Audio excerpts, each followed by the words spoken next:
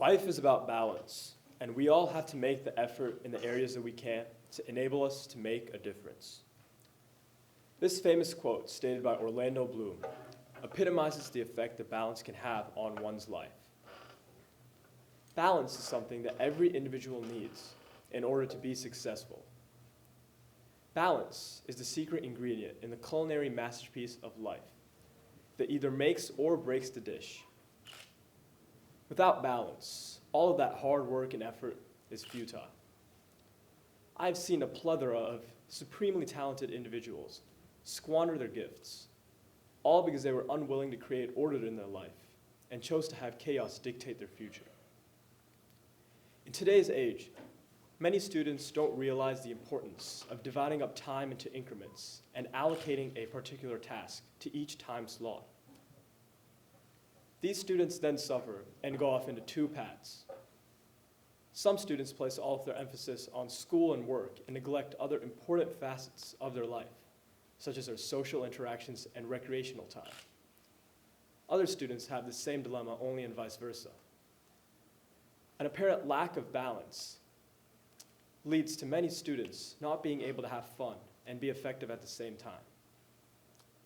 This seemingly unsolvable dilemma can be conquered, however, through astute and meticulous planning, dividing up time into increments, and giving different tasks different priorities in your daily schedule.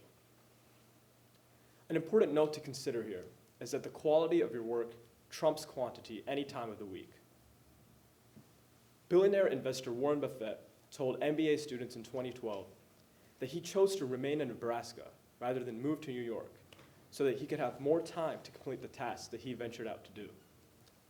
Warren Buffett wanted this additional time so that he could have time left over to allocate to his friends and family and to other recreational pursuits that he truly enjoyed doing. Now, most students aren't owners of multi-billion-dollar businesses, but they can still benefit from giving different tasks different priorities in their daily schedule and culling the amount of activities that they do to just the ones that they truly care about. There is a fine line between being overworked and being challenged. And many students in today's age have just downright jumped over that line. I have endured firsthand the struggles of seeming to have no time left over. This is a horrible feeling to have that everyone wishes to expel. Now, most students, they don't particularly like dividing up their time into increments and setting a schedule for themselves. These students believe that they are constricting themselves and limiting the amount of activities that they can do, thereby limiting the value of their life. However, I am adamant that the best way to have fun while being effective is to have a general layout on how your day is going to go. Although a little bit of unpredictability is good, it's best to have a general layout for how your day will progress, so you know exactly what you sought out to do. Every day has 24 hours, and how we divide up this time is critical to our success. For most students and workers, 8 hours of the day will be spent at school or at work, and another 8 should be spent sleeping. This leaves 8 critical hours that you can divide up and manipulate to fit your day's needs. Most students fail to divide up these critical 8 hours effectively. Some students, again, put and allocate all of that time into school and work, leaving little to no time for their other activities, while other students divide up all of this time into their other recreational activities, leaving no time for school and work. This seemingly apparent lack of balance can be fixed, however, by the meticulous planning and dividing up that critical 8 hours into increments. A student could, for example, devote about 4 of those hours into schoolwork, depending on how much work they have that day, another 3 hours into recreational time, and 1 hour for leisure time, just to relax and have fun. This way, a student could be effective while having fun and enjoying their life. I, for example, plan to use about 3 or 4 hours of my day in my schoolwork, depending on how much work I have, and then allocate 3 hours of my day into activities that I truly enjoy doing, such as playing basketball and being in a variety of different clubs.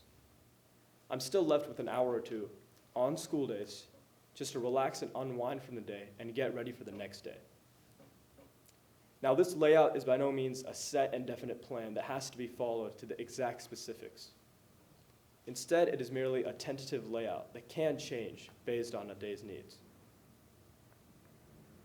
The last important aspect to consider here is sleep. Many individuals choose to compromise sleep in order to fit in more activity, but they end up doing more harm than good in the long run.